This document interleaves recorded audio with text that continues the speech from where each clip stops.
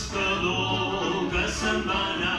Com ja és tradició, l'últim dissabte de juliol, el Casal d'Avis celebra la darrera activitat de la temporada, la cantada d'havaneres.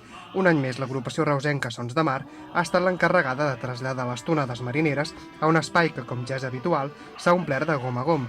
Amb un acompanyament de veu, acordió i, com a novetat, la guitarra d'un quart membre de la formació, els assistents han pogut gaudir d'un repertori amb peces tan reconegudes com la Gavina i el Capità, o fins i tot una sardana com la Puntaire.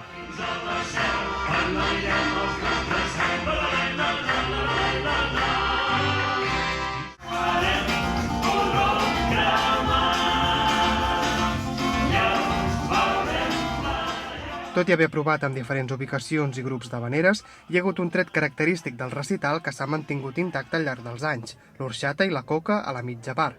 Tots els assistents han pogut degustar una de les clàssiques begudes de l'estiu, acompanyant-ho amb un generós tall de coca que ha endolcit la tarda de dissabte.